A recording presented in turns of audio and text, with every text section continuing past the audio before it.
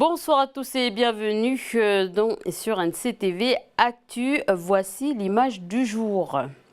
On y voit cette case située au village de Poindimier, près de la mairie. Alors, cette case a été détruite ce matin. Vous verrez pourquoi dans cette édition. Voici les titres. Le comité Kedjatan commémore les 70 ans du premier parti politique kanak, Louis Callot, l'Union des indigènes calédoniens Amis de la liberté dans l'ordre. Il a été créé en 1947 et il est le premier parti de lutte pour la revendication kanak. Notre feuilleton ce soir sur les femmes s'achève sur le portrait de Delphine Herman, femme chef d'entreprise. Elles sont plus de 7040 en Nouvelle-Calédonie. Et pour parler des femmes et des différents thèmes qui les concernent, nous recevons ce soir Astrid Gopoea, directrice de cabinet auprès de Dewe Gorodé, en charge de la condition féminine au gouvernement. Et enfin, les élèves de la grande section maternelle publique de l'école primaire de Dimbéa et la première classe à chantonner les chants du nouvel outil et recueil de chants d'ici et d'ailleurs.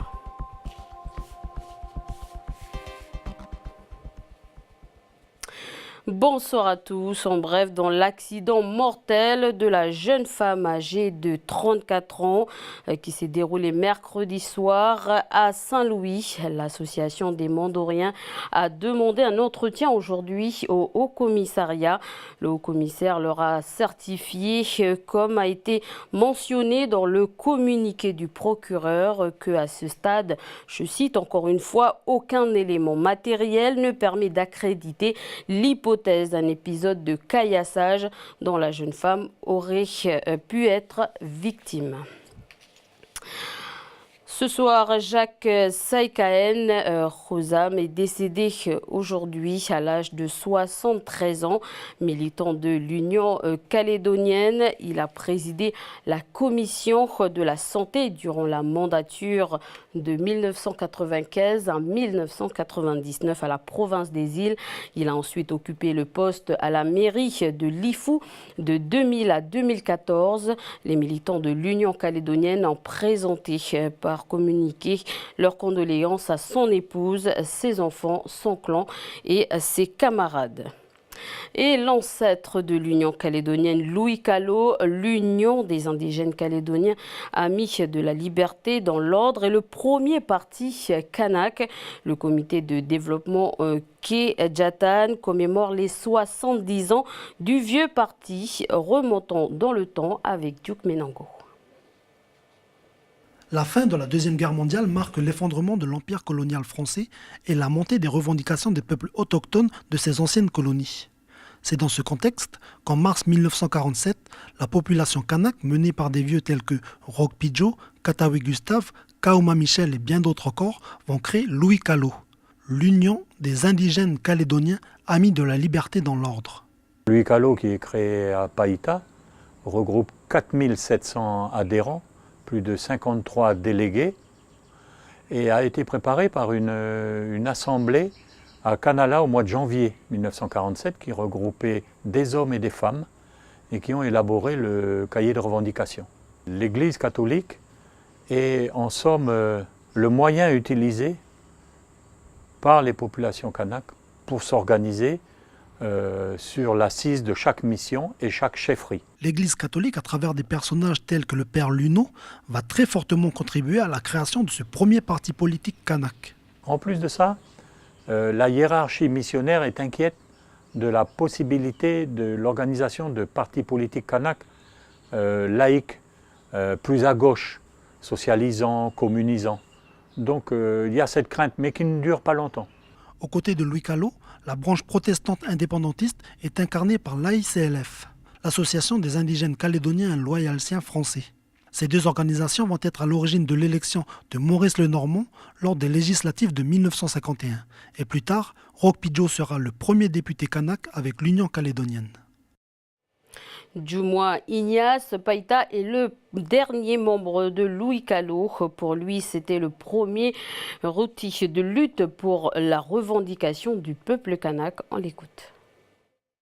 À l'époque où Louis Callot s'est installé à Païta, j'avais 17 ans à l'époque, mais j'étais au séminaire. C'était quelque chose de très, très grand, très sérieux. C'était principalement pour les fonciers, parce qu'à l'époque, on ne parlait pas beaucoup de fonciers, et c'est à partir de Louis Callot que le foncier il a commencé à... On a parlé du foncier. Kanaki, c'est un pays kanak. Alors, on voulait montrer au monde entier que non, il y a une vie qui existe dans cette petite île. J'ai tiré une grande fierté à Louis Callot, parce que c'est à partir de Louis Callot que l'Union calédonienne est née. Et aujourd'hui, l'Union calédonienne est la plus vieille parti politique de Kanaki. Et aujourd'hui, le travail des vieux d'avant, on fait des preuves qu'il y a une résolution qui a été lancée il y a l'époque par le père Lino. Et aujourd'hui, on voit le résultat du travail de Louis Callot et de l'ASLF. Et cet événement sera commémoré ce 12 mars. C'est un événement peu commun qui s'est déroulé aujourd'hui à la base navale de Nouméa. À 13h30, un canon de 2 tonnes a été déplacé de l'enceinte de la Marine nationale pour rejoindre les murs de l'association American Museum à Bourail. Ce canon appartenait autrefois au patrouilleur La Moqueuse, patrouilleur de 400 tonnes admis au service le 8 avril 1986. C'est la concrétisation d'une démarche lancée il y a 2 ans par l'association, avec notamment Paul Paturel, un ancien de la Marine nationale. Une opération qui s'inscrit dans la politique de préservation du patrimoine militaire. Et la case de la mairie de Poindimié a été détruite aujourd'hui. Ce vestige a été construit dans les années 2000 lors du Festival des Arts du Pacifique. Une réunion s'est tenue hier avec les 2 districts de la commune, donc les districts de Baye et de Ouagap, pour informer les coutumiers et la population. 17 ans après, ce symbole a été démoli par sécurité. Un projet est prévu pour remplacer la case. 7040, c'est le nombre de chefs d'entreprise en 2015, des femmes chefs d'entreprise, un chiffre qui ne cesse d'augmenter. Elles sont donc à la tête de 28,9% des entreprises calédoniennes. Delphine Herman en fait partie. Elle a commencé il y a 5 ans. Son entreprise est spécialisée dans le transport. Un reportage de Lindsay Wamo.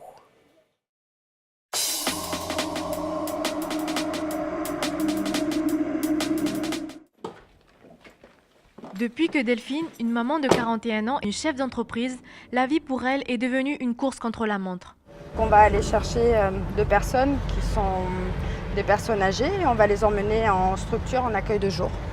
Il y a 5 ans, Delphine s'est formée pour pouvoir transporter les personnes en situation de handicap. Tous les jours, elle se lève à 4 h du matin pour terminer sa journée de travail à 18 h. Un métier qui a des conséquences sur sa vie familiale et qui lui demande ainsi beaucoup d'organisation. Donc c'est une activité qui demande à être très reposée, donc bien sûr de ne pas être en stress avec les autres automobilistes parce que sinon on ne s'en sort pas.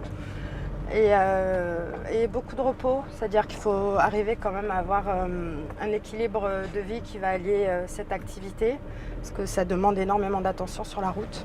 J'ai aussi la partie maman puisqu'il faut quand même faire des courses, donc en général les sorties la semaine. C'est très très rare ou si je travaille pas le lendemain, oui, mais sinon c'est pas possible. Je peux leur faire un coucou. Après avoir déposé ses passagers, Delphine rend visite à une personne qui lui est chère, sa mère. En 2012, ma mère a fait un accident vasculaire cérébral, donc ça lui a valu de l'hospitalisation. J'ai été plongée dans le handicap directement. Ça m'a donné vraiment un éclairage et aussi être tombée dans un univers que jamais j'aurais eu la chance de connaître grâce à ma mère. Et c'est un domaine dans lequel vraiment je me suis sentie bien et j'ai voulu continuer, surtout adapter le transport. T'as pas 5 minutes, hein? Non, allez, j'y vais. Aujourd'hui, Delphine, plus que déterminée, est à l'origine de la création de quelques structures loisirs à destination des personnes en situation de handicap, comme par exemple un salon de coiffure qui a ouvert il y a maintenant 2 ans. Alors bonjour Astrid Gopoea, bonjour. Bonjour. Alors vous êtes la directrice de cabinet auprès de Dewe Gorodé au gouvernement en charge de la condition féminine, de la culture, puis de la citoyenneté. Donc je vous ai invité aujourd'hui pour parler de la journée internationale de la femme. Donc les femmes chefs d'entreprise en Calédonie sont une réalité. Est-ce que selon vous, il y en a suffisamment ? C'est vrai qu'à une journée internationale de la femme, le thème en 2011, le thème a été l'économie informelle et formelle. Donc cette journée internationale de la femme a été un moyen d'essayer d'amener notre discours auprès des femmes pour les encourager, justement à aller dans le milieu de l'entrepreneuriat.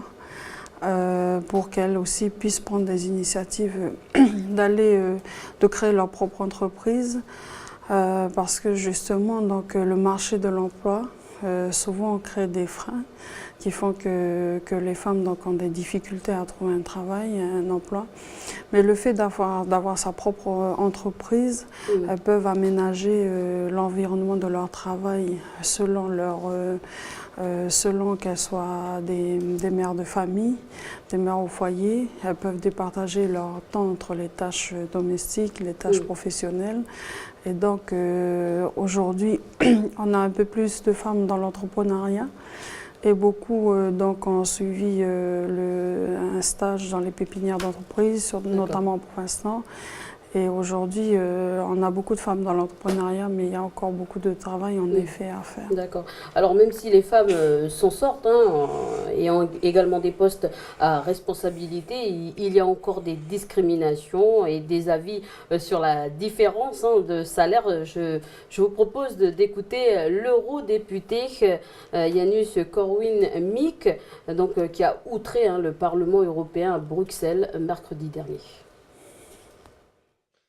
Do you know how many women are in the first 100 of chess players? I tell you, no one. And of course, women must earn less than men because they are weaker, they are smaller, they are less intelligent, and they must earn less. That's all.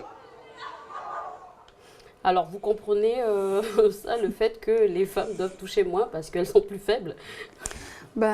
C'est ce genre de stéréotype auquel aujourd'hui les femmes en Nouvelle-Calédonie doivent continuer de combattre, parce que lorsque l'on voit cette vision des choses quand un député, ce député européen, même d'autres dans le monde, c'est cette vraie lutte contre ces préjugés, ces stéréotypes qu'on a sur les femmes, qui en Nouvelle-Calédonie, par contre, les femmes réussissent mieux. Mais justement, vous parlez de la Nouvelle-Calédonie, il y a aussi un écart de salaire de moins de 17,4% entre les femmes et les hommes. Et je vous propose de regarder également ce reportage de Prosper Poigou qui montre également la différence de salaire. Selon une étude réalisée en 2017 sur 33 pays de l'OCDE par le cabinet d'audit PwC, la France avait un écart salarial de 13% dans les années 2000. En 2015, l'écart était de 14,9%. En 2007, il atteignait son pic à 17,3%. Au Japon, l'écart salarial était de 33,9% en 2000, ce qui en faisait le deuxième pays à l'écart salarial le plus élevé derrière la Corée. En 2015, l'écart a été ramené à 25,6%. L'Australie avait un écart de 17,2% en 2000. En 2015, l'écart était de 15,4%. En 2013, il atteignait un pic de 18%. La Nouvelle-Zélande est la meilleure élève dans cette étude en matière d'égalité salariale. En 2000, l'écart était de 7,2%. En 2015, il a été ramené à 6,2%. En 2011, l'écart était même descendu à 4,5%. Alors, votre réaction, Astrid, comment on peut faire aujourd'hui pour que les salaires soient égaux, on va dire? Alors, c'est ce que je disais tout à l'heure, c'est qu'aujourd'hui, les filles elles réussissent mieux à l'école, jusqu'aux études universitaires. Et par contre, on voit l'inadéquation entre leur réussite scolaire et leur entrée sur le marché de l'emploi. Les filles, les filles et les femmes en général, elles ont par contre beaucoup de difficultés à rentrer sur le marché de l'emploi. Pas parce qu'elles sont hyper diplômées, parce qu'elles sont plus diplômées que les hommes, c'est simplement parce que l'environnement de travail ou les critères d'embauche ou d'emploi souvent ont des critères sexistes qui font que les femmes ont plus de difficultés à entrer sur le marché du travail. Alors comment on fait pour y remédier? C'est un choix politique, c'est une discussion entre les politiques pour changer? Alors sur la question du travail dans le secteur public, il y a eu des mesures mises en place justement pour qu'il y ait une égalité salariale dans le milieu du travail. Donc le Code du travail a intégré la question du genre, le Code du travail en Nouvelle-Calédonie. Donc les femmes ont une égalité de salaire, même lorsqu'elles sont fonctionnaires, elles ont des postes à responsabilité. Donc le nécessaire a été fait. Par contre, un travail qui est à faire encore, c'est par exemple l'environnement du milieu de l'emploi, avec souvent on a recommandé des crèches en entreprise, etc.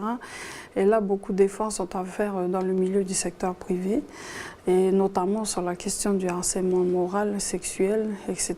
Parce que souvent, donc, des préjugés font que les femmes perdent en performance et pourtant ont les capacités intellectuelles de pouvoir avoir de la responsabilisation sur des postes. Alors tout à l'heure justement on parlait de choix politiques, parlons cette fois-ci des femmes dans les institutions. On a diffusé hier un reportage montrant Nadia Heo, femme politique dans son travail à Puebourg et à Koumak. Donc toute la journée, une collègue l'a suivi. Donc on peut parler également des chiffres au gouvernement. 5 sur 6 sont des femmes au gouvernement et pas de femmes dans les 8 aires coutumières et au Sénat, donc au Sénat coutumier. Est-ce que pour vous c'est normal qu'il n'y ait pas des femmes justement dans ces organismes-là, dans ces institutions-là?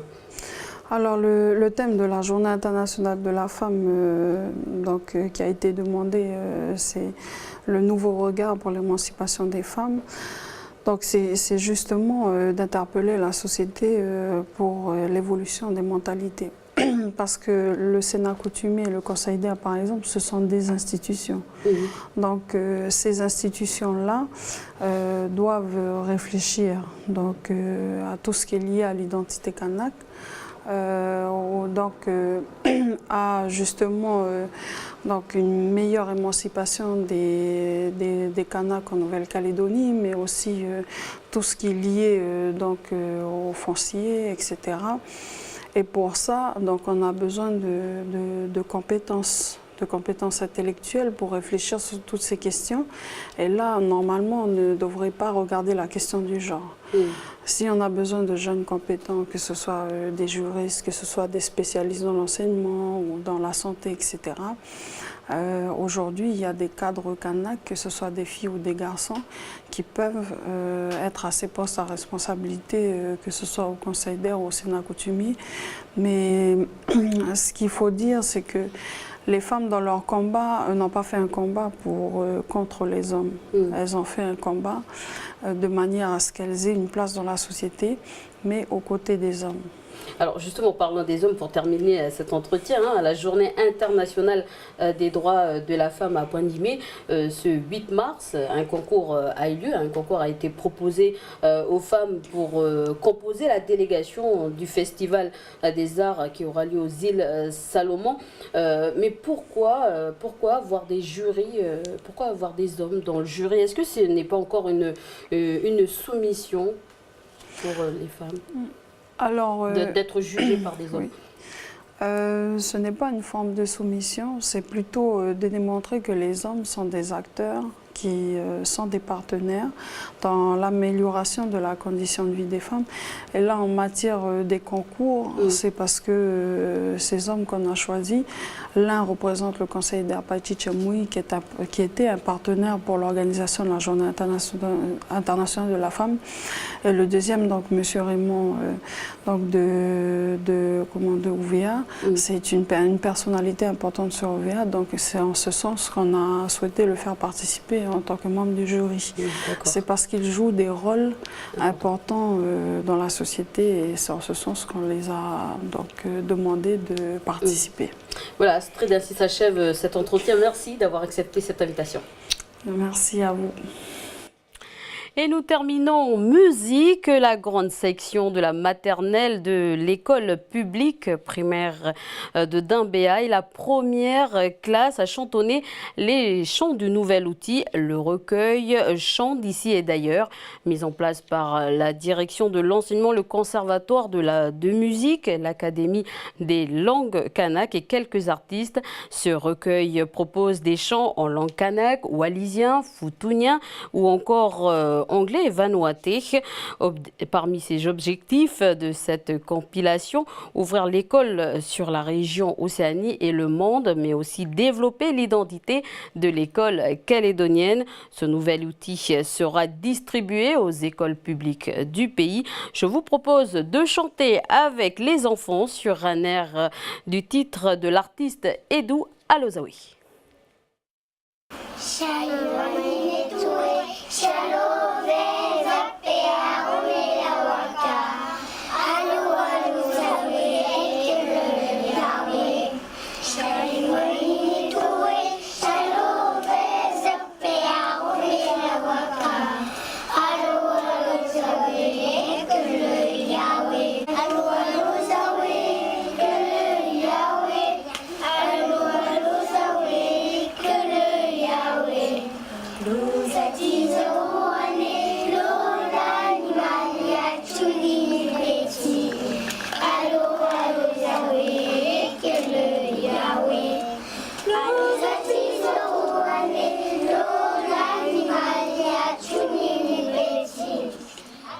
Voilà, c'est la fin de cette édition. Merci de nous avoir suivis. Merci à l'équipe de la rédaction et l'équipe technique qui m'a accompagné toute cette semaine pour vous présenter cette édition. Je vous souhaite une très bonne soirée sur NCTV et je vous retrouve lundi.